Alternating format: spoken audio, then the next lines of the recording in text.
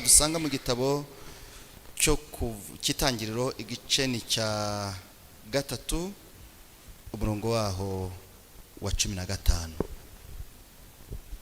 Itangiriro igice ni cya gatatu umurongo wa 15.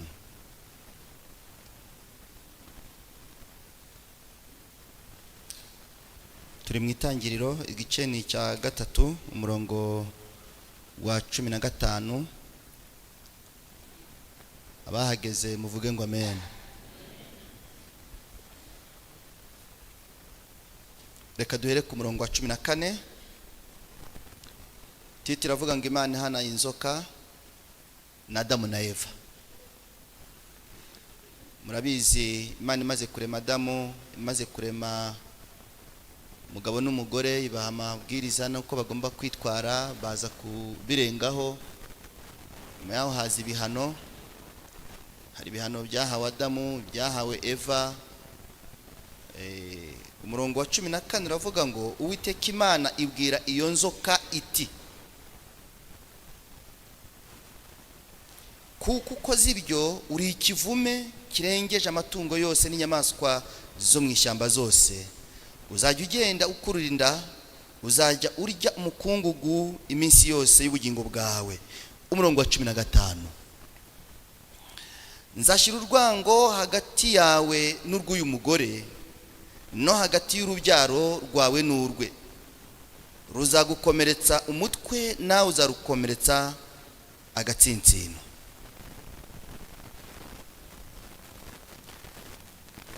Iri somo ni ubuhanuzi bukomeye cyane, ariko nanone bwumvikana kuko nta bikomeye bitumvikana Imana yigeze ishyira muri Bibiliya. Ibyo yashizemo byose ni bishobora kumvikana. Adamu nyuma yo gucumura kwe byabaye uko nyine Imana itanga ibihano. Iki rero inzoka yabwiwe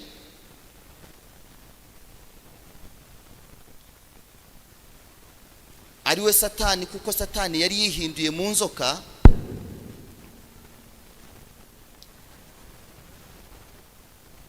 Abantu barabisoma ntibabashe guhita babyumva, ariko Satani wari urimo kubibwirwa we yarabyumvaga neza, asobanukiye ibyo ari byo.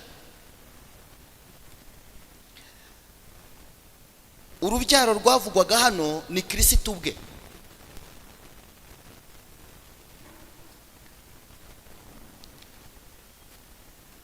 Gukomereka kwe ni urupfu rwe ku musaraba.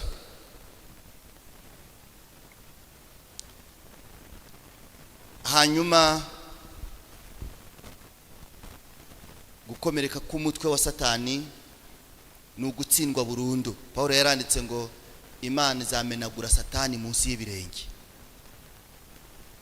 Ibyo rero byumvikanaga neza. Satani yahise amenya ko nubwo isi yagushije ishyano kubwo gucumura no kwica amategeko y'Imana, ariko muri iri jambo abonamo ipica ndende y'Imana n'umupangu n'umugambi wo kuzana Mesiya ngo acungure isi, kandi nawe abonamo ibyo kuzatsindwa kwe, urwo rugamba ruzabera ku musaraba. Arabisobanukirwa neza, aricara bisubiramo arabyuza. Arangije arabyumva neza, igishushanyo mbonera arakibona. Arangije aravuga ngo ubu intambara ngiye gukora, mu gitabo cyitwa Inama y'Imana ikomeye page yaho ya 13 haranditse ngo we ubwe yasobanukiwe neza ko Imana yababariye Adamu, kandi yuko hazaboneka umucunguzi wo gucungura isi. Bityo nawe rero agambira guteranya abadayimoni be ngo bahangane no gushaka uburyo icyo kintu cyaburizwamo. Uyu mugoroba rero ikigisho tugiye kurebera hamwe, mu gihe dufite insanganyamatsiko rusange ivuga ngo turahamagarirwa kuba indahemuka, turahamagarirwa gukizwa, kwakira agakiza k'Imana mu mitima yacu. Dufite kuri uyu mugoroba turagana amagambo avuga ngo kugerageza kuburizamo umugambi w'Imana. Kugira gute?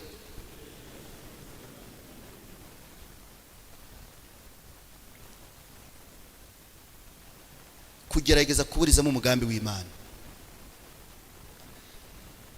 Umuntu wese watekereza ko hari utuntu twamujagaraza twatuma ahugaho gato, ugerageze rwose ufungura amadirishya y'ubwonko, kuko amagambo tugiye kurebera hamwe ashobora kuba amwe mu magambo utazigera byiteka ryose iminsi yo kubaho kwawe wibagirwa. Kugerageza kuburizamo, dusenga Imana. Imana data wa twese, Umuremyi w'ijuru n'isi, inyanja n'amasoko, izina ryawe rihimbazwe. Ndagushimira ko ushobora byose, kandi n'ukuri nta kibasha kurogoya imigambi yawe. Nanone kandi tugeze muri wa mwanya wo kumva no kwakira inama zawe binyuze mu ijambo ryawe.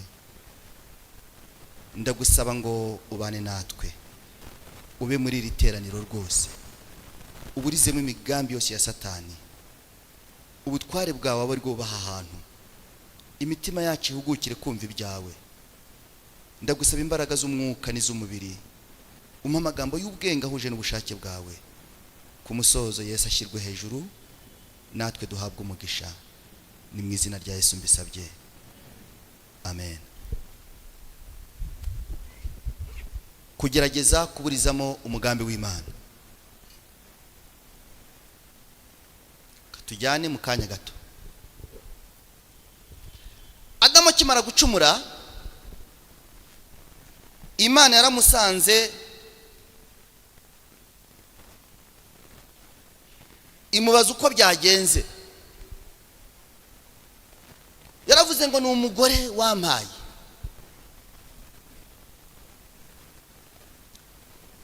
Ibi bintu iyo tubisomye ntabwo tubitindaho, ariko birakomeye. Ibaze Adamu niwe wa wundi mu kanya gato wari umaze kuvuga ngo aka ni akara ko mu mara yanjye, ni igufwa ryo mu magufwa yanjye, niwe nge, arasa nanjye, ndabona ari nge wundi bashyize hakurya hariya. Ariko ikibazo kimaze kuvuka, icyaha kimaze kugera mu mutima we, amaze kwakira ikibi, kwica itegeko ry'Imana, wa wundi yabonaga ngo niwe nge, arangije aramutanga ngo bamwice, kuko Imana yavuze ngo ibi ni ibiki byabaye.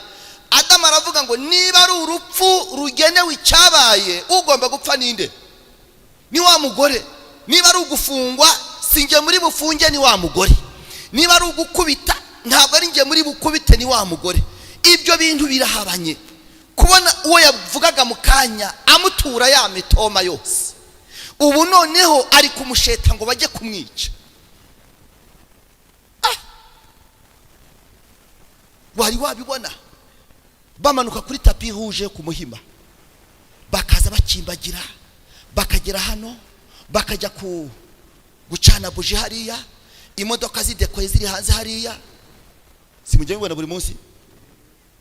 Bakagenda bakajya muri sare, bagakata gato nziza, bakinjira babyina banezerewe, bakagera mu rugo, icyumweru kimwe amafoto agatangira ku social media, bari ku Gisenyi bicaye ku mamoto mu mazi, bari ku Kibe bari mu mazi bagenda genda, umunezero ni wose. Umugabo akagenda mu minsi mike cyane, ugakurikirana amakuru ngo umugabo ari mu rugo, umugore ari mu rwe, divorce yabaye. Burya aba divorce namba nabo burya. Iyo ibi bibiri byaje uhitamo kigize gute? Icyoroheje.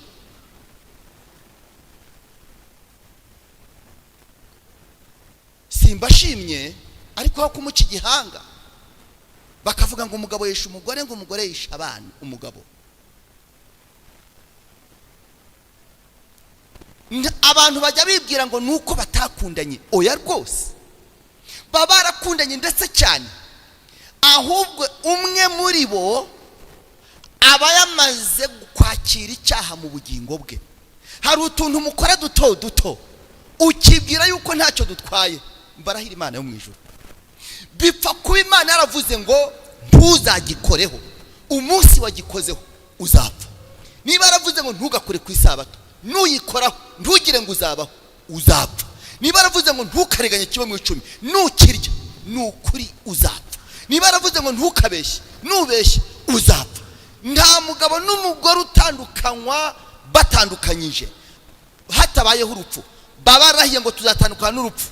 Buryo mubona bagiye undagiye mwebwe mujya mwibwira ngo kuki batandukanye urupfu rutari rwaza. Ruba rwaraje. Umwe muri bo barapfuye. Apfuye ahagaze. Nta mugabo n'umugore bashobora gutandukanywa batandukanywe n'ikintu kitari urupfu. Burya ntibibaho. Nubona batandukanye burya umwe yapfuye. Abafite izina ry'uko ariho ariko ari intumbi. Hari ibintu dukora byoroheje. Waruzi ko kuriganya iby'Imana yagusabye gutanga bishobora gutuma divorce. Hari ibintu abantu badatekereza.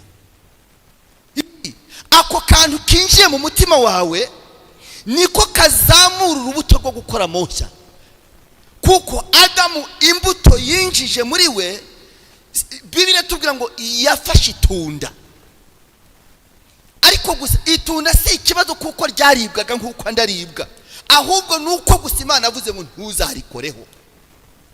Icyo cyonyine nicyo kizanye. Ntabwo ari uko umugore yamututse, ntabwo ari uko yamwibye, ntabwo yamunyereje amafaranga, nta nubwo yamubeshye, yari yamuciye inyuma. Hari undi muntu waje gutereta muka Adamu, ariko umva yuko atangiye kumubwira ngo genda bagira gute.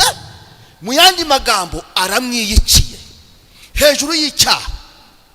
Abantu ngo ko divorce ziri kuva he? Ziri kuva kwica amategeko y'Imana nta kindi. Ariko ibibazo biri mu ngo.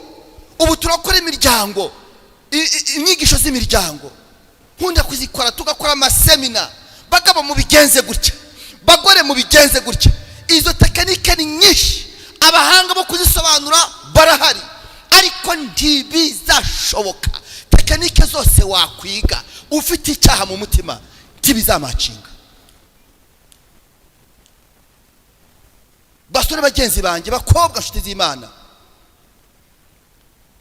uraba ufite kwica amategeko y'Imana muri wowe, ariko ukisiga ugasa neza bigakunda. Umukobwa nuko, umusore nuko, barangiza abo bombi bameze batyo bakaza imbere bakeye cyane. Umukobwa yisize, umusore yambaye kositimu nziza, tukabasezeranya. Ye baba we, umwe ari uwica amategeko, undi ari uwica amategeko. Ni nko gufata Al-Shabaab ukamusezeranya na Boko Haram.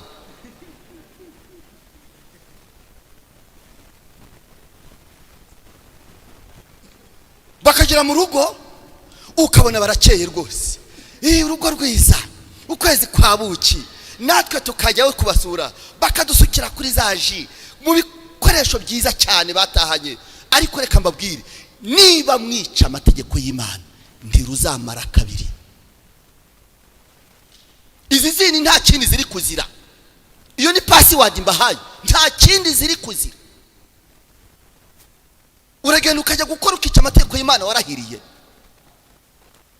Urunguka ntiwibuke Imana yagutegetse. Ibyo birahagije ngo bizana abadayimoni mu muryango. Kandi iyo bagezemo basiga bisha umugore cyangwa bica umugabo cyangwa bica abana.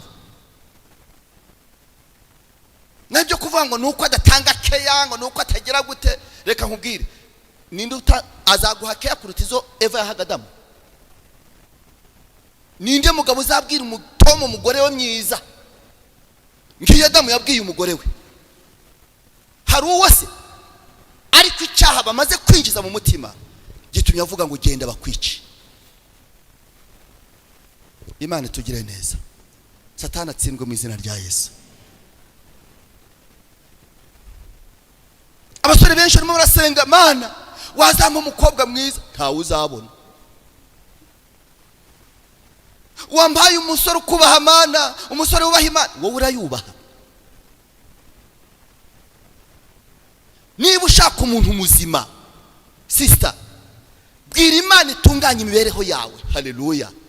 Nimara gutunganya ubuzima bwawe ukagira imico yubaha Imana, hari umusore uri hakurya tutazi uwubaha Imana urimo asenga ati Imana nakura hehe umuntu wubaha Imana, maze Imana izamusubiza icyifuzo cye, imushakira uwubaha Imana.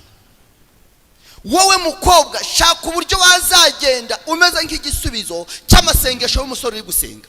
Wowe musore shaka uburyo wazabona umukobwa ari kuri igisubizo cy'amasengesho ye.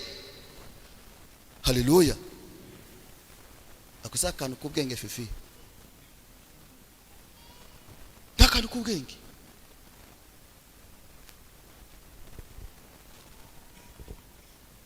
Satani akimara kuvuga ngo Adamu ubaye iki, Eva ubaye iki, Satani aranezerwa. Ndabishoboye. Arishima abwira abadayimoni ati munezerwe, umuntu ntabwo Imana ikimukunze. Dore Adamu arigunze, umugore we arigunze, reba ibibaye, isi iri kumera imitovu, amahwa yaje mu biti. Abadayimoni nimunezerwe. Umumarayika araza, Imana iraza ibwira Adamu ati narakubabariye. Muri icyo gitabo haranditse ngo Imana yohereje abamarayika inshuro nyinshi kuza kongera kubwira Adamu yuko yababariwe n'Imana. Satani ibyo bintu biramurya. Akimara kumva ryatangazo ati mva hazaboneka Mesiya uzacungura, kandi intambara yawe ya hanyuma azayisoreza ku musaraba Karuvari. Satani aravuga ati agenda akoresha inama uburyo bwose kugira ngo aburizemo uwo mugambi. Abantu babaho, Adamu bahanze ya Edeni, ubuzima burakomeza, ababyaye umwana wa mbere, abyaye wa kabiri. Babana bakimara kuvuka batangira kwigishwa amateka y'abasekuruza y'ababyeyi babo, ukuntu bahawe amategeko n'Imana, n'ukuntu baje kuyagandira, uburyo basohotse muri Edeni, n'ukuntu Imana yababariye. Ariko nanone kandi basobanurirwa yuko ibyaha bidashobora kubabarirwa hatabayeho kumeneka kw'amaraso. Basobanurirwa yuko igitambo cyemerwa n'Imana nuko hagomba kuba kumena amaraso. Inshuti mukundwa, ibyo byabaye gutyo mu bana barabyiga umunsi wa mbere, ukwezi, umwaka. Igihe kigeze bakora ibicaniro aho bagomba kujya gutamba. Satani abadayimoni bari gushakisha ubwenge bwose, bahoraga bazengurutse iyo famiye, bazengurutse urwo rugo. Reka nkubwire muvandimwe wanjye, ndabwira abagabo n'abagore bari hano, ndabwira abasore bari muri ghetto, ndabwira abantu bose banyumva, nta munsi n'umwe, nta mugoroba n'umwe ubaho mu rugo iwawe haba hatari ingenza z'abadayimoni ngo barebe aho intege nke z'umugabo ziri, aho intege nke z'umugore ziri, babone uko urwo rugo ruhirima. Abadayimoni bahoraga bazengurutse, maze bajya mu mutima wa Kayini. Bagiye gutamba, Kayini ajyana ku mbuto ze, Abeli atanga igitambo cy'itungo. Igitambo cya Abeli kiremerwa, igitambo cya Kayini nticyemerwa. Impamvu nuko bari barigishijwe yuko iyo amaraso atamenetse, kandi muzirikane ko ibitambo byabo byagombaga gushushanya Mesiya uzaza. Satani akimara kubona igitambo cya Abeli cyemewe, bahise bakora inama n'abadayimoni, baravuga ati ubwo bibaye ibyo bijyanga bikunze, wa mugambi na cya kindi Imana yavuze kizasohorezwa muri Abeli. Bahita bazengurutsa abadayimoni hafi aho, nimukoresha uburyo bwose Abeli apfe, kuko nimutamwica isezerano ry'Imana ry'umucunguzi rizazamuka muri we. Nimugire vuba. Abadayimoni benshi bihanga muri Kayini, abazamuye umuhoro akubise mwene se abaramwica. Abadayimoni ati ndiyo, ubu ngubu bizaca hehe? Ngaho bizaca.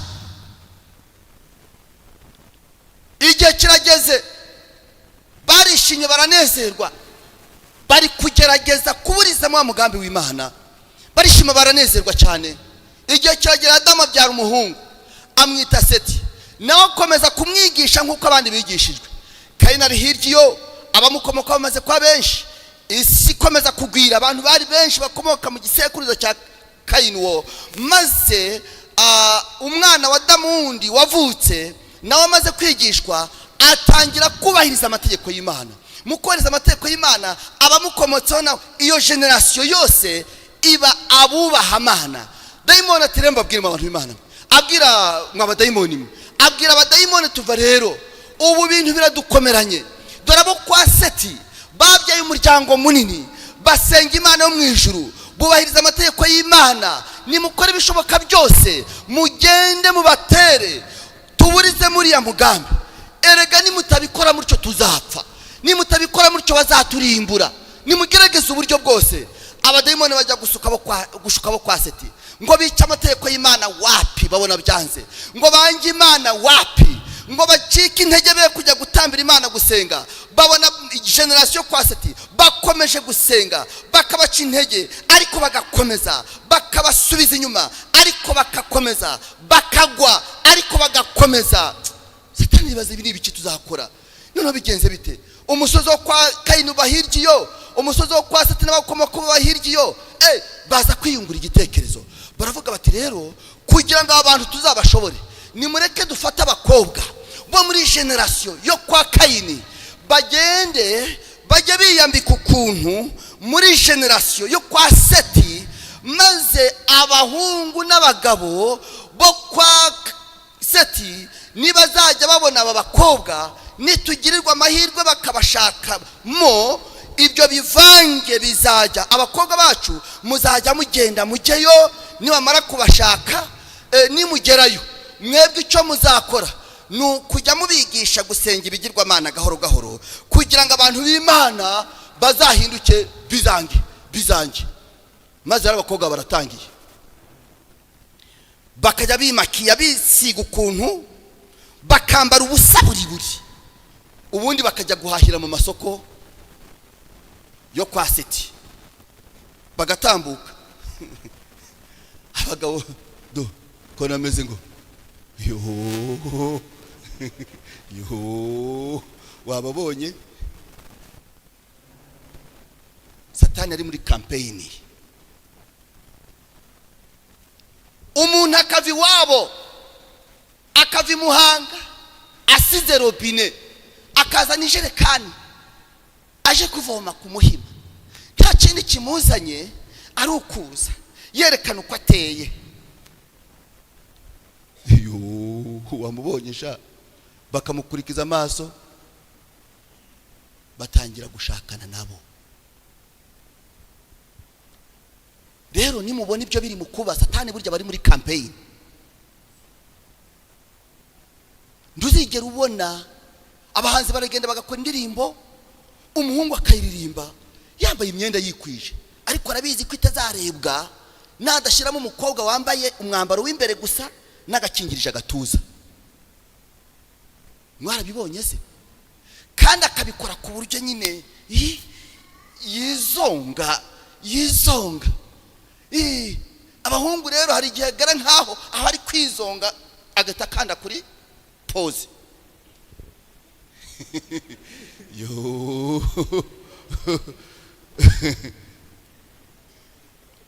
Satani burya bari muri campaign, tabyikora bavandi. Bibiliya mu gitabo cy'itangira avuga ngo babana b'Imana, babana bubaha Imana ya generation kwa Seti, ngo bafata abakobwa bo muri generation kwa Kayini, barabashaka bashingiranwa nabo, bigeze ubw'imico yabo yaganjije cyane abo kwa Seti, baba babikuruta n'abigeze kubaho. Imana ibonye nta kundi kuntu, abadayimoni baravuga bati noneho byaciyemo, ntaho bizigera binyura ngo umugambi wongera usohore wo kuzana umucunguzi. Twabishoje, baranezerwa, barishima. Imana imanutse kureba icyo kivunge cy'abantu, itanga itangazo mu itangiriro igice cya 6:3 gakomeza ndetse no 5, ngo Imana yitegereza abantu bose, ibona ari babi intekerezo zabo, ibyo bakora, ibyo bavuga, igambirira kubarimbura bose. Satani ati nibyo twashakaga, ubundi se bizaca mu zihe nzira? Bose ngo ibamareho. Itanga amahirwe ya nyuma, no atangira kubaza inkuge. Amaze kubaza inkuge, abadayimoni tisha buriya rero turatewe. Abadayimoni Satani aravuga ati buriya rero twajwemo, kiriya kintu kijemo ngo cyo kubwiriza, ushobora kubona hari abihana bahita bagenda bajya mu bantu bose, abadayimoni bakwira kuri uwo musozi. Aho Nowa yajyaga guhagarara ajya gukora yivuna, abadayimoni bose na Satani ubwo bayiziraga bakajya mu bantu, bakajya mu bantu, bakajya mu bantu, bakajya mu bantu, kugira ngo iby'Imana biteshwe agaciro, he kugira ababyumva.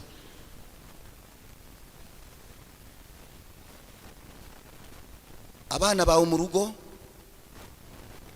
abakuze, abafite ubwenge, babasha kujya kuri televiziyo bakareba City Maid, bakareba Zacu TV, bakatera inkuru, bagatera urwenya. Uzabikore ubabwira uti muzane ibitabo turirimbe, dusome isomo, dusenge. Uzumva kamwe kajwigire ngo arankandagiye, akandi nibwo gatangira kuregana ibyabaye mu gitondo. Uje kumva wumve hirya iriya inyuma ngo umukozi akubise nk'isorori hasi cyangwa se ikirahuri. Nibiki bibaye sha? Niba ari mu giturage uje kumva ihene icitse mu gikoni irirukanse, fata iyo hene, umutekano ubure, kuko abazi ikigiye gukorwa, kugerageza kuburizamo umugambi w'Imana. Ibintu bijyanje burundu. Ubu abantu bafite icyifuzo cyo kuza muri amateraniro, muri babandi bose babyumva, n'ukuri ni benshi. Ariko uramutse urebye utungiringiri kwabiteye, dushobora kuzitira.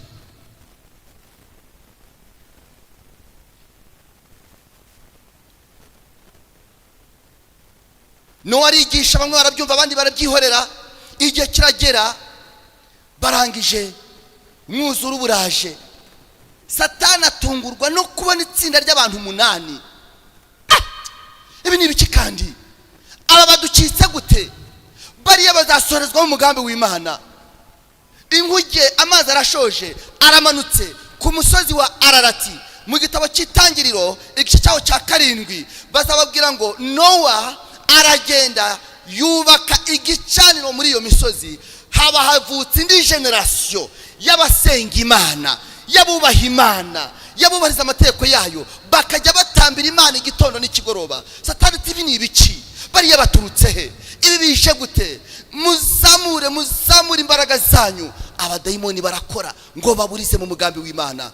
Bagiye babona muri iyo generation batangira imyivumbagatanyo. Ntabwo dushaka gutura ahangaha, ntabwo dushaka amasengesho, ariko gusenga buri munsi, ariko kuza buri kanya. Ariko ibyo ni ugukabya mere, ibyo ni ibyo gukabya.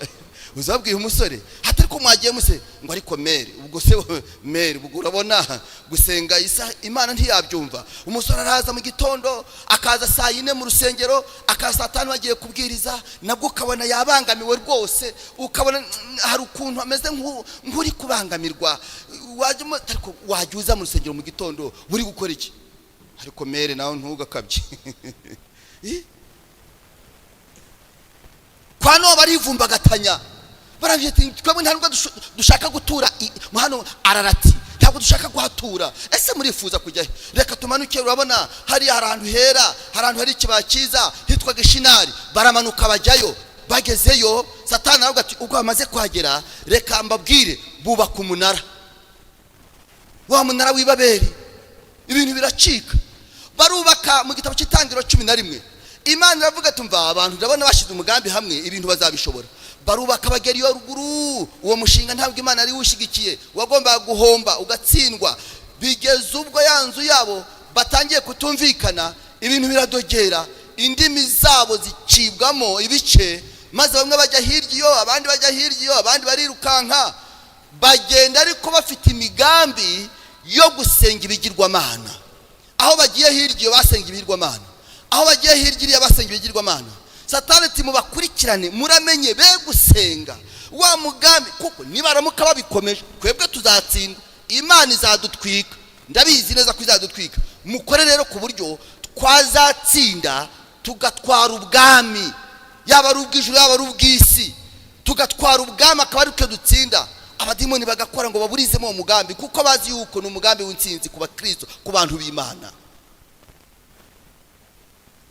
Umugabo umwe witwa Tera aza kubavamo, murasoma igitabo cy'Itangiriro igice cya 11 umurongo wa 26.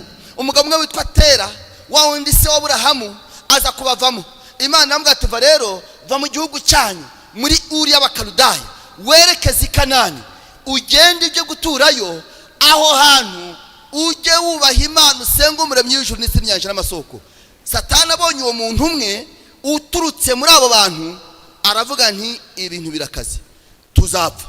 Murasoma mu Itangiriro 11:26 ngo Tera ava muri Uri y'Abakaludaya avanweyo no kujya mu gihugu cy'i Kanani, ariko ageze i Harani agira gute?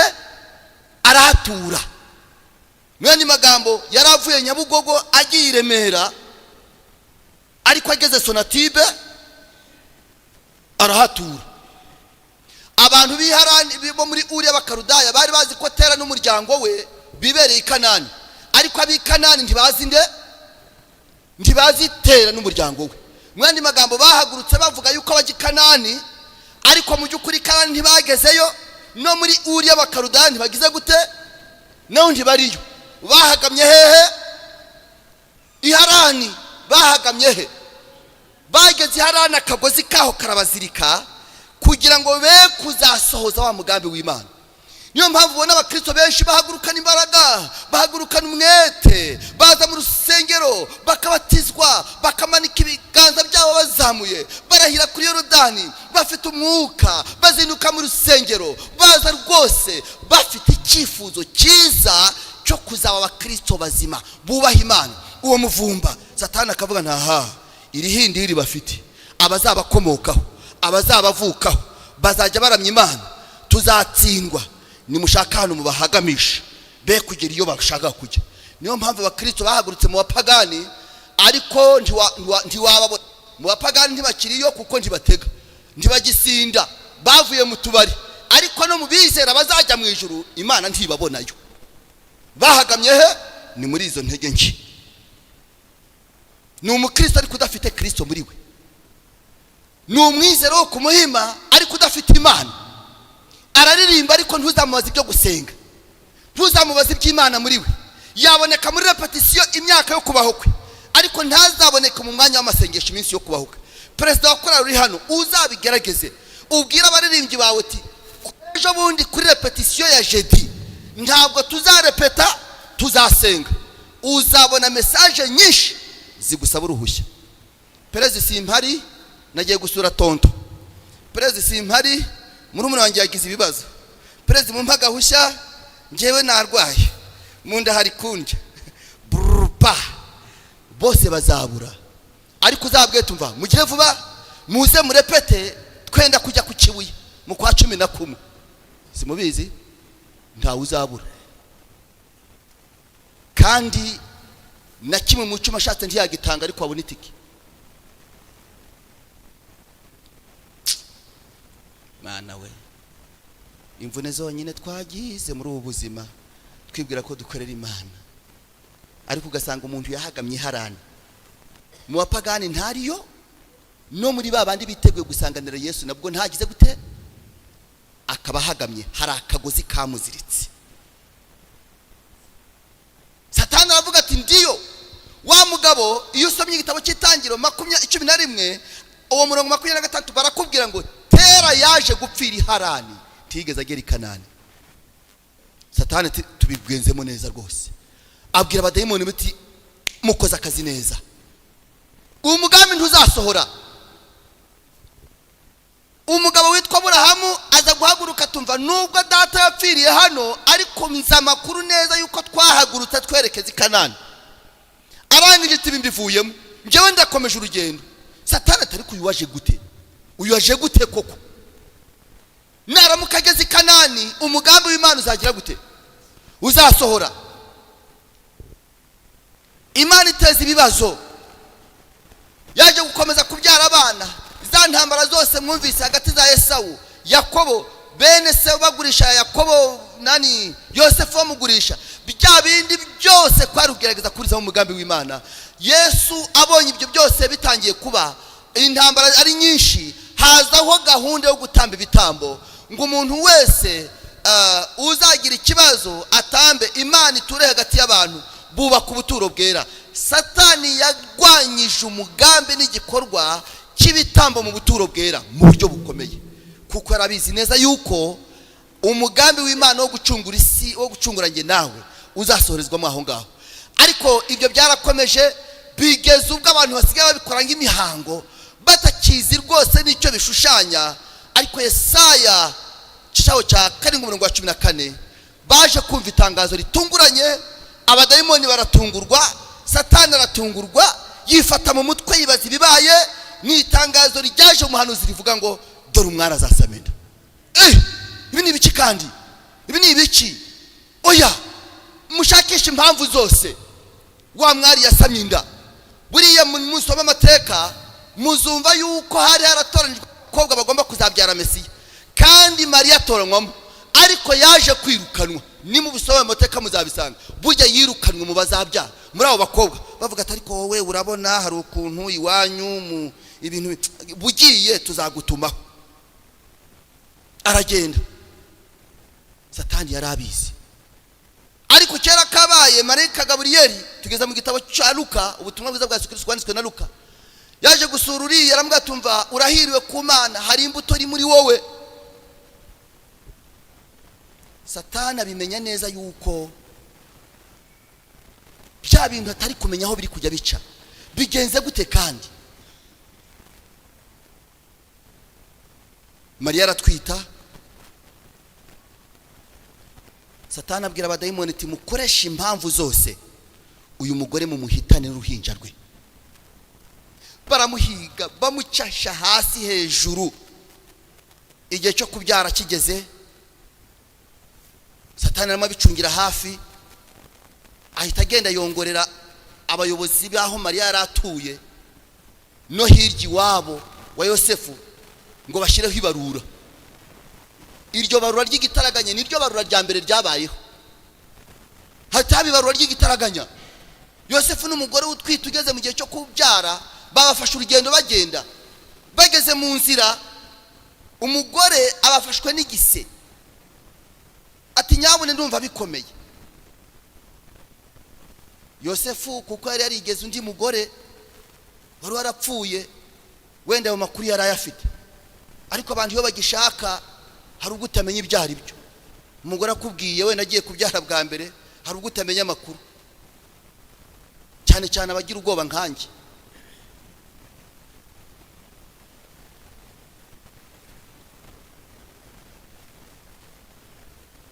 Atereka tugende ndabona inzu hariya.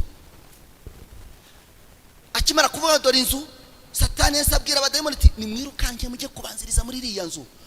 Bageze kuri urwo rugo basanga abadayimoni baruzuye. Ati nyabone ni muduhe icumbi, umugore ari kunagiye kubyara. Baravuga ati muvuge muvuye aha mudashyira imyanda aha. N'abadayimoni bavugaga ibyo. Yosefu aragenda. Bageze hepfo hariya babonye urundi rugo, tugende hariya. Abadayimoni barirukanka. Babigenza gutyo bigeze ubwabuze icumbi. Kuvukira mu kiraro cy'inka ntabwo ari umugambi w'Imana. Satani yakorega ibyo byose ngo agerageze kuburizamo urwo ruhinja. Mariya aravuka. Akimara Yosefu aravuka, Mariya arabyara.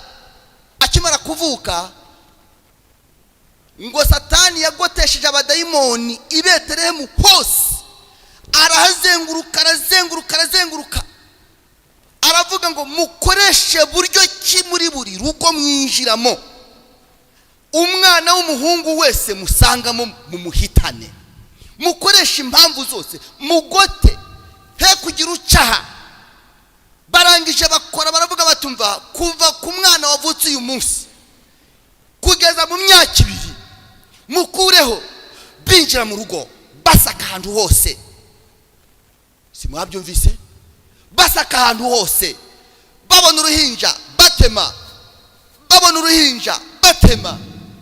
I Betelehemu ababyeyi yari imiborogo gusa. Impinja zose barazica. Bakimara kuzica Satani avuga ngo nta ruhinja na rumwe rwarokotse. Akazi turagashoboye. Ubwami bw'ijuru n'isi twabutsindiye. Abadayimoni baravuze tumva nta rugo na rumwe rutari rufite abarurinze. Abana bose bamaze gupfa. baranezerwa, barishima, wa mugambi uburijwemo, ubwami ni ubwacu. Reka mbabwire, kumbe yaje abwira Yosefu n'umugore ati hungisha umwana nyina. Bavandimwe, Yesu ahungira mu Egiputa, hari ikintu gikomeye nize muri aya mateka, hari ikintu kinyongerera imbaraga, hari ikintu gituma shikama muri urugendo. Namenye yuko burya Imana ishobora kuduhisha aho Satani atamenya. Haleluya. Yibwiraga yuko abantu bose yabishe, yibwiraga yuko impinja zose, kuko Satani yamenyaga amakuru, akamenya ibindi byose. Uramutse ukurikiranye historique wamenya ko burya afite intelligence ikomeye cyane, ubutasi bukomeye cyane, ariko ntiyamenye yuko Yesu yageze hirya. Bene data bakundwa, hari aho Imana iduhisha Satani atabona. Haleluya. Hari ibintu Satani atamenya, hari igihe Imana igukingira mu bantu urimo ikaguhisha imigambi yabo igapfa ubusa kandi bayikoze. Ko kantu ni keza, Imana ihabwa icyubahiro. Satani yaravuze ngo twabamaze, ariko ntiyarazi ko Yesu hari aho Imana imubitse, hari aho Imana yamukingiye ikibaba. Abakunzi Imana muzamura ibiganza. Haleluya. Imana igiduhisha abavandimwe, Imana igiduhisha imigambi y'ababi. Satani akagushaka mu isi akakubura n'ukuri iyo uri mu biganza by'Imana. Satani ntiyabisobanukiwe, ntiyabimenye, yibwiraga ko byabaye. Yaje gutungurwa no kumva Yesu ari kwigisha ibi, kandi byo bije bite? None se byagenze uti? Yavuye Yesu, none se ntitwamwishe? None se harundi wongeye kuvuka? Oya, wo ntabwo ari we, ntabwo ari we. Agiye kubona abona Yesu arabatijwe. Mu kubatizwa kwe ijuru rirakinguka, abantu barabibona. Haleluya. Aravuga ngo nguyu. Burya kuvuga ngo nguyu kwari ugukuraho Satani gushidikanya. Yarashidikanyaga ati ntabwo ari we, kuko ndabizi neza twaramwishe, yapfiriye i Betelehemu. Imana nguyu umwana wanjye nkunda nkamwishimira. Uzi ko burya kiriho Satani atavuga toke, noneho sindi buce kuri nyina, sindi buce kuri se, ndamwijyanira. Ahita mukatisha, aramuyobya, amwerekeza mu butayu. Mwarabyize? Aratangira tumva bigenze gutya, caha kora iki, caha kora iki. Abadayimoni bose bari bamuzengurutse, urugamba ruramukomera na Yesu. Arangije abonye ibyo bikomeye, aravuga tumva nkubwire Satani, handitswe ngo. Ndagira mbabwire bavandimwe, ni byiza gusenga, ni byiza kuza mu materaniro, ni byiza kuririmba, muririmba neza Imana ibaha amahoro n'imigisha.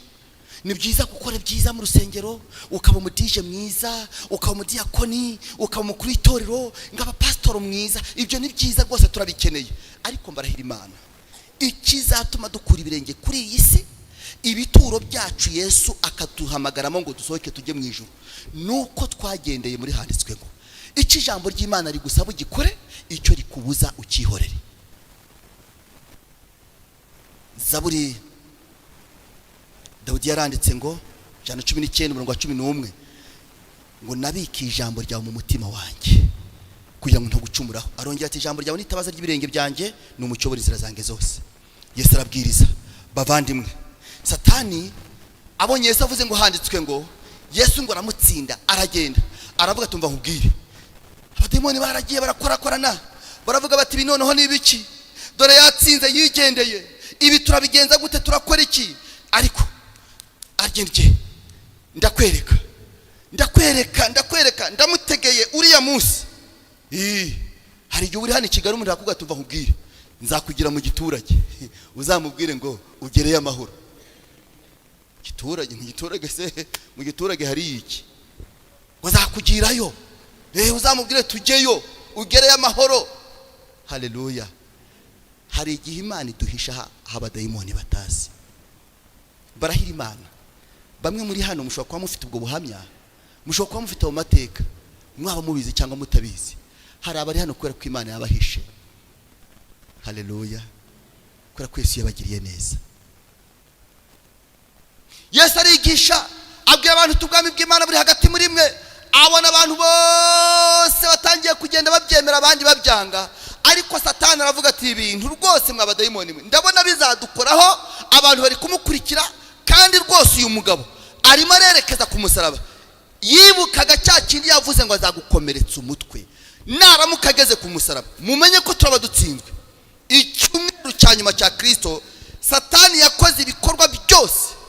Luka 22:39, igihe Yesu yarageze mu gashyamba Getsemani arasenga, cyari mu cyumweru cye mu ijoro rye rya nyuma, maze abadayimoni bose na Satani barasa baramugota. Barangije baramuga tumva ibi bintu Satani yabonaga yuko bigiye gucamo rwose byo gucungura umuntu bigiye kugera. Aravuga ati nangi icyo ngomba gukora no gushaka inzira zose naburizamo uyu mugambi. Maze abadayimoni baramugota. Yesu imbaraga z'ubwoba ziraza, arangije agenda abwira Petero ati Petero we wamfasha ukaza ukamfasha gusenga. Ibazeho Yesu atangiye gutabaza abanyamubiri b'abanyantege nke. Araza abwira Petero ati Petero ndumva afite ubwoba. Yohani sinzi ibintu biri kunyuramo, sinzi ukuntu ndi kumva rwose, mwamfasha. Abadayimoni bari benshi cyane. Barangije Petero baraza ati nyabune nabo baraza. Aho bagatangiye gusenga abadayimoni baza babajyamo babuzuza imbaraga z'ibitotsi nk'ibyo ufite muri iyi minsi, nk'ibyo ufite muri iki gihe, nk'isinga ufite. Maze barasinzira. Yesu araza kubareba ati Petero ndi kumva byanze, nyabune nimukomeze musenge. Abakomaho asanga basinziye barimo baragona. Arangije ajya hariya aravuga ati noneho nkora iki? Abari yajya abadayimoni baramugota, bamujya mu nzara, bajya mu birenge, bajya ahantu hose, bajya mu bitekerezo. Arangije ajya hirya kwibuye arapfukama ajya hasi. Satani ati uyu mugoroba nindamuka ntsindiwe aha ndababwira mwa abadayimoni turapfuye turashize. Arangije aramwegera. Satani nokora ikintu kidasanzwe, azana iyerekwa ridasanzwe imbere ya Yesu, amuzanira filimi ikomeye cyane. Aramubwira tumva dore bagiye kugukubita, bagiye kugutera imisumari, bagiye kukwambika ikamba ry'amahwa, bagiye kugushinyagurira. Reba biriya byose kandi nibiramuka bikozwe dore abagabo rugiye gupfira bazarimbuka. Dore ngabari abaririmbyi bari kurimbuka, dore abakuru b'itoro bari kurimbuka, dore abapastori bari kurimbuka, dore abariri abakristo bari kurimbuka, dore abantu bakuvugaga birirwaga bakwigisha barimbuka. Urimo urazira iki? Kwaba ugiye gupfira ni hahandi bazarimbuka. Wabivamo. Arabyitegereza, intege ziba zimushizemo, hasigara gake cyane. Ahita abwira Imana ati data ndabona byanze, iki gikombe ni kindenge, shaka undi muntu. Satani ati ndiyo.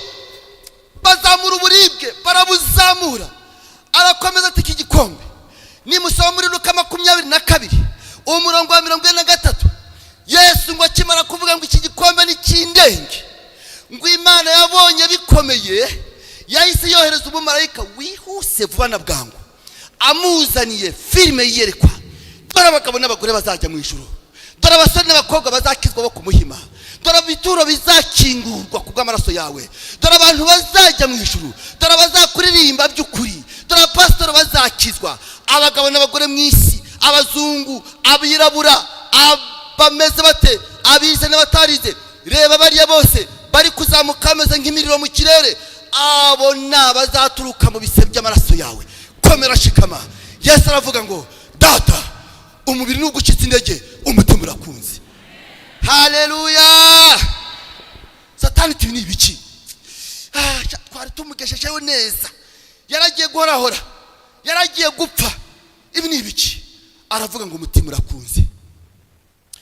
Umubiri we wazanaga ibyuya bivanze n'amaraso, ariko aravuga ngo umutima urakunze. Ikiba kibe. Ubu niyemeje abagabo n'abagore, abasore n'abakobwa, ngiye kubapfira hirya y'ibyo bakoze, ariko Imana izababarira bazajye mu ijuru. Haleluya. Ako kanya ibitero biraza. Arabaza ngo murashaka nde?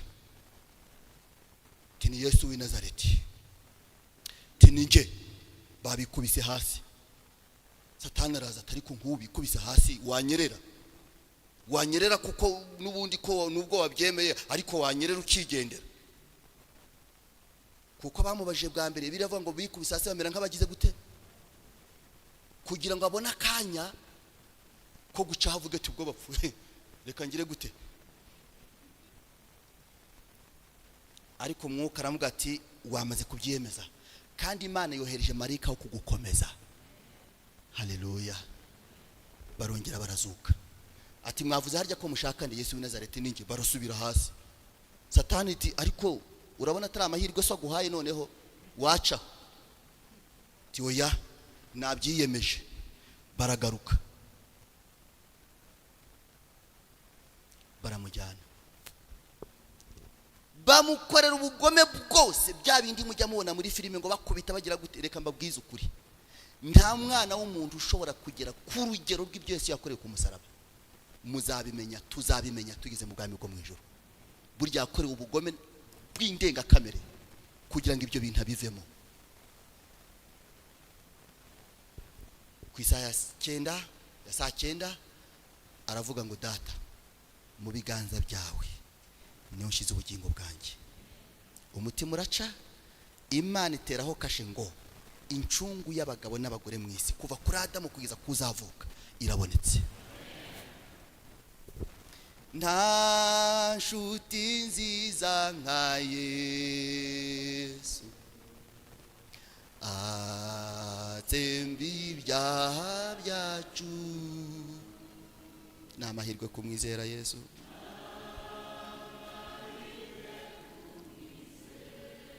Niwe watsindiye isoko ryo kutwuzuza n'ijuru. Uko twaba tumeze kose, iyo tubabaye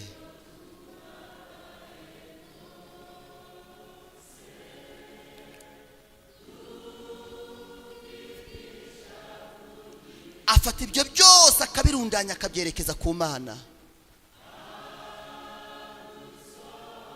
maze binyuze muri we Imana ikumva amasengesho yacu. Haleluya, haleluya.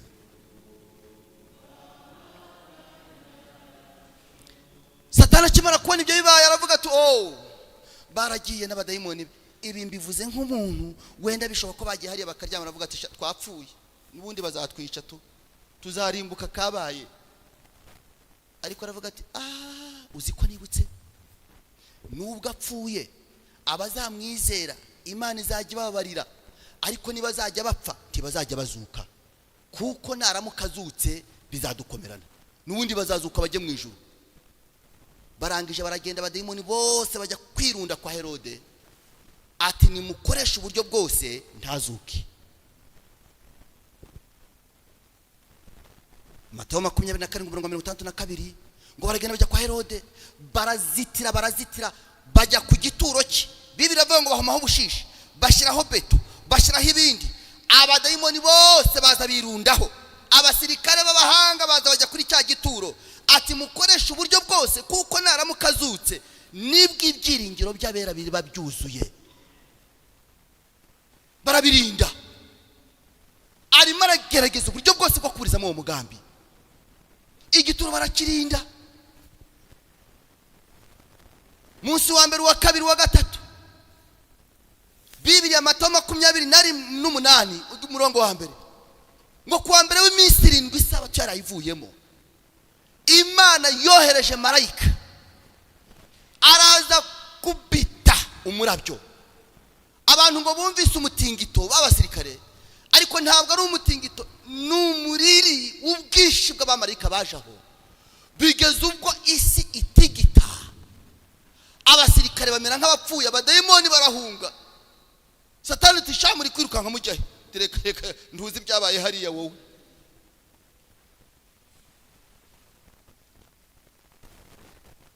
Na Satani ubwo yarahunze, Yesu ava mu gituro.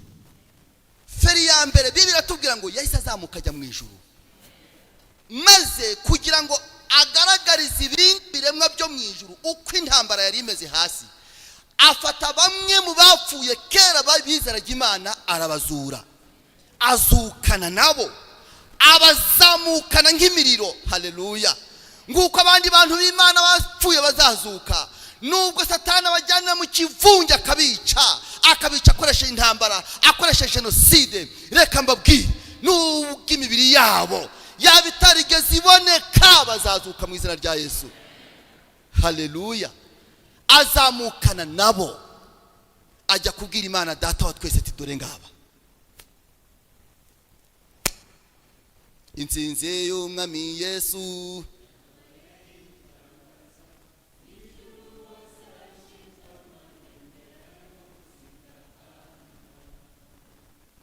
Haleluya. Ati nukubigenze. Satani yabwiye abademoni shisha muhame hamwe turapfuye. Ubu byarangiye. Umwana w'umuntu wese ahava akagera uko yameze kose yandikiwe agakiza.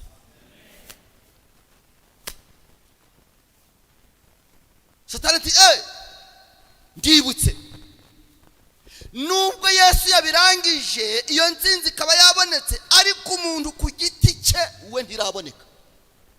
Ubu nirwo rugamba noneho uyu munsi turimo.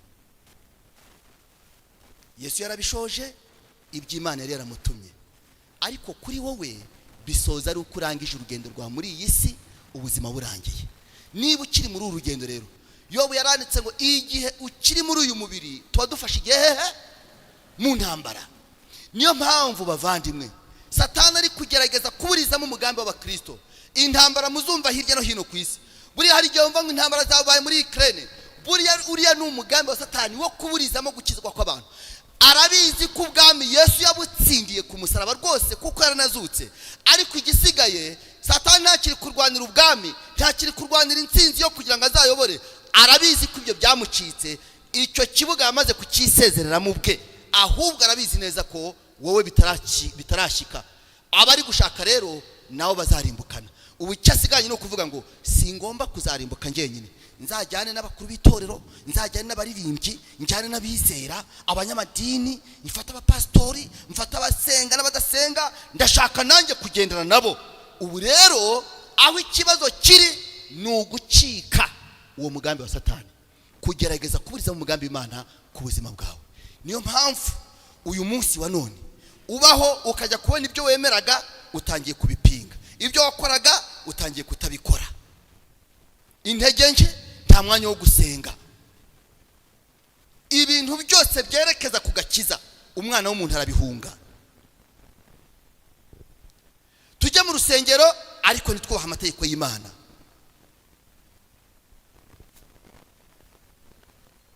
Twitwa bizera b'itorero ariko ntidukurikiza imirongo migari yaryo. Satani arashaka kuburizamo umugambi w'Imana ku buzima bwawe. Ntabwo Satani agukunze. Satani arashaka kukwica muvandimwe uri hano. Mugabo uri hano Satani yaragufashe.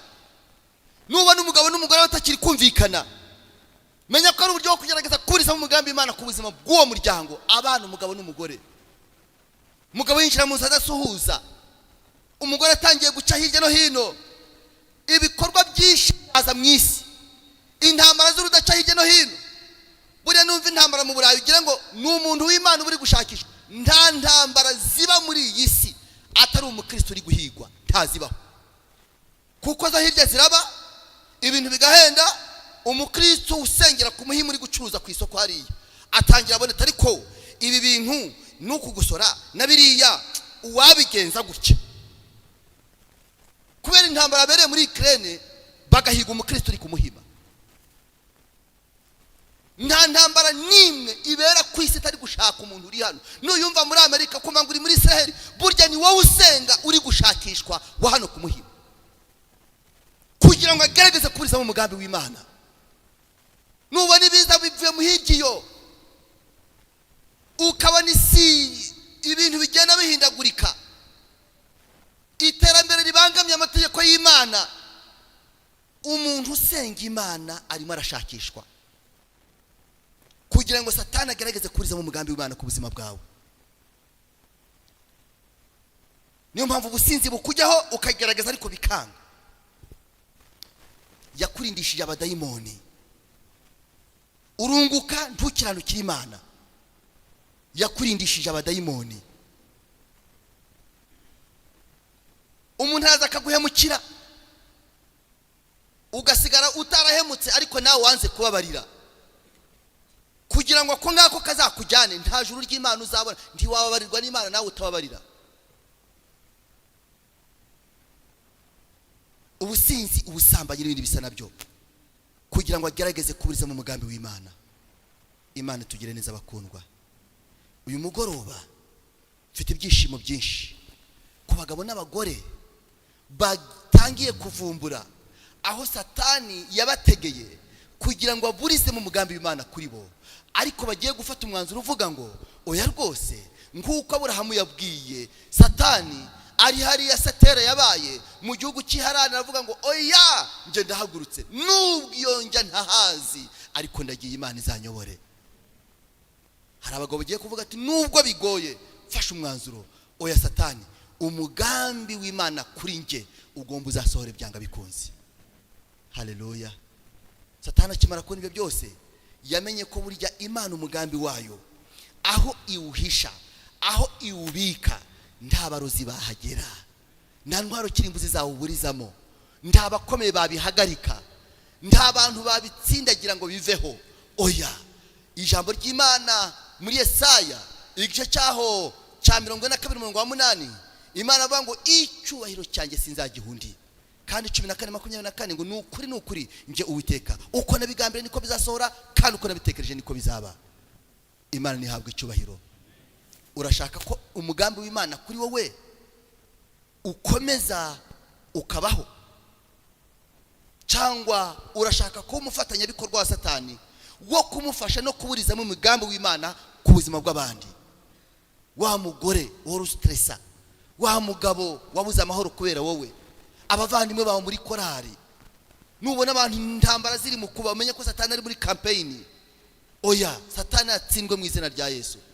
Uyu mugoroba icyifuzo gikomeye mu ndirimbo ya 54, Mana nagusabye ibi, nagusabye kwiga, nagusabye umugabo, nagusabye ishuri, ngusaba amafaranga, ngusaba ibyo kurya, ngusaba ibyo kwambara, ngusaba abana, ngusaba ibi nibi. Ibyo nibyo koko byarabaye, ariko icyifuzo gikomeye nzamuye mu mutima wanjye, unyeze umboneze, umugambi wawe muri nge usohore.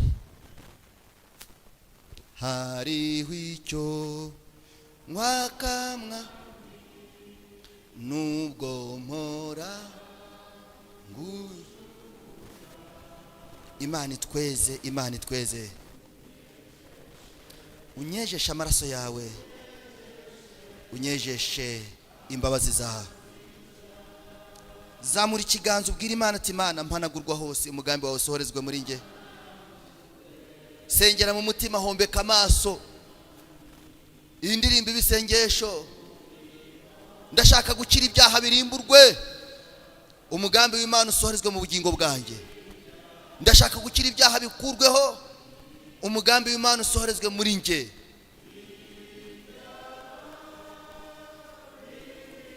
Bwira Imana ati nuntunganyiriza ubwenge maze nkabana nawe.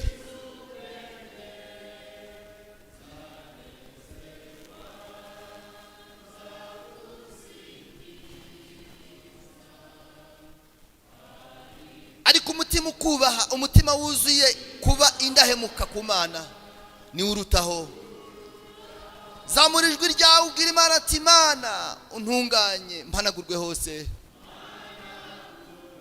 Ndashaka kwera, ndashaka gutungana, umuriro ukurwe.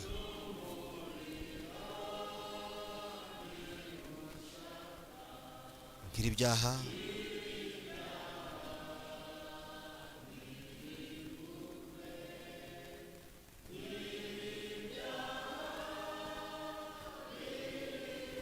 ririmba uti ninezwa umutima wanjye.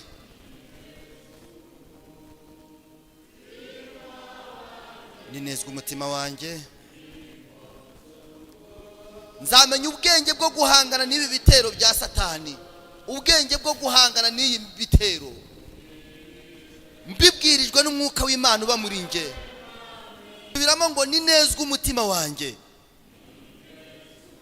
umutima wanjye nzunguka ubwenge bwo guhangana no gusobanukirwa ibyo bitero bya satani byo kuburizamo umugambi w'Imana nzaba mbibwirijwe n'umwuka wawe nawe data. Ubwenge bwo mu ijuru, ubwenge bwo kubaha Imana, ubwenge busenga by'ukuri. Zamura ikiganza ati mpanagurwe hose mwami wanjye, ndashaka kwera, ndashaka gutungana.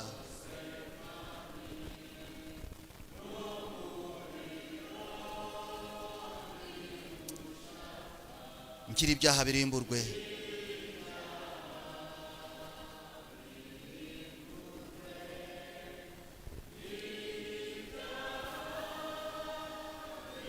Subiramo uti mpanagurwe hose mwami Mana yo mu ijuru, uhanagure abagabo n'abagore, ubeze utweze udutunganye rwose, ubabarire gukiranirwa kwacu, ibyo twagendeyemo mu bihe byashize, dukire ibyaha birimburwe.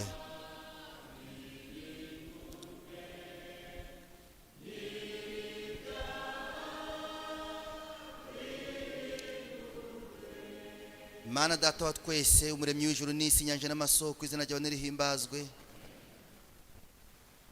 Ndagushimira yuko ushobora byose, nta kibasha kurogoya imigambi yawe. Tumenye neza kujya uduhisha igihe twakwishize mu biganza, tuje imbere yawe, twaguye mu gico cy'abambuzi.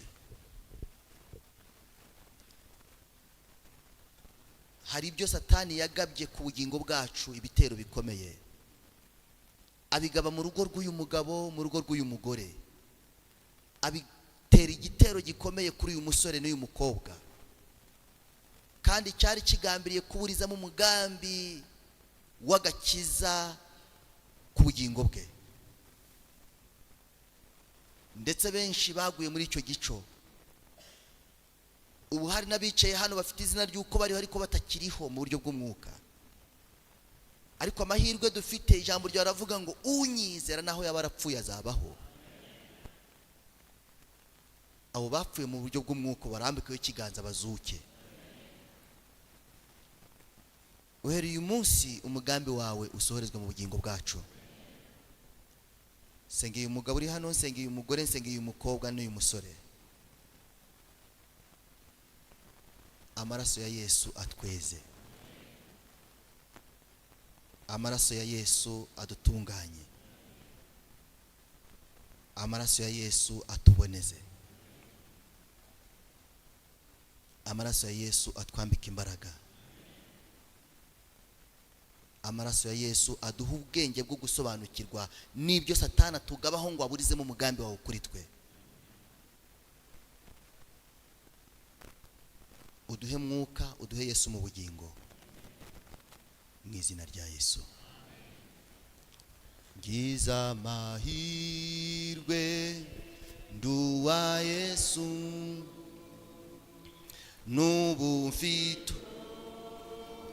Niba umva Yesu akubabariye, ririmbana imbaraga ati mfite umunezero. Imana ikaduha agakiza binyuze muri Kristo Yesu. Mbyawe n'umwuka ndatunganye.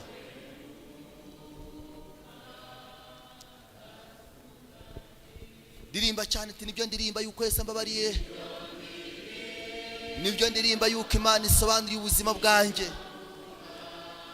Ndashima umwami Yesu, ndashima umukiza, kandi ngambiriye mu mutima kudasubira inyuma. Nibyo ndirimba, nibyo mvuga uyu mwanya, yuko Yesu ari icyo akoze ku bugingo bwanjye. Ndashima Imana none n'ejo by'iteka ryose. Ubudasiba. Bwira satani ati nditanze rwose, ndamaramaje, ndamwiyeguriye.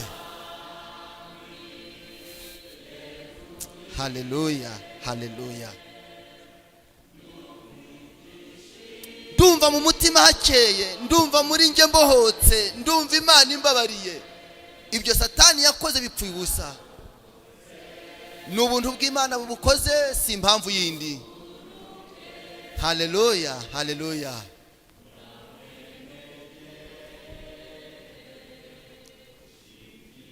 ubu ndabiririmba, nibyo ndirimba yuko Yesu hari icyo akoze, nibyo ndirimba yuko Imana imbabarira, nibyo ndirimba yuko mbohotse, nibyo ndirimba yuko Imana ari nziza, nibyo ndirimba none ejo n'iteka ryose yuko Imana ari nziza. Ndashima Yesu, ndashima Yesu, ndashima Yesu. Imana y'amahoro iduhana imigisha, itweze ubugingo n'imibiri. Twaba dupfuye none Yesu abagarutse be kuri isi y'abatahajuru. Ariko ntibirangiriye aho, kuko Satani ntapfuye. Kandi mu bantu muzabona pastor wanyu abatiza, ntabwo Satani azigera ajya ku murongo ajye kubatizwa. Ubugome bwe buzahoraho. Gutsinda nta kindi kera kirabura, ni ijambo ry'Imana. Icyo rigusaba gukora ugikore, icyo rikubuza ugishyire ku ruhande. Usenge Mwuka Wera bikuyoboremo, abikoremo mu izina rya Yesu. Imana ibaha amahoro n'imigisha.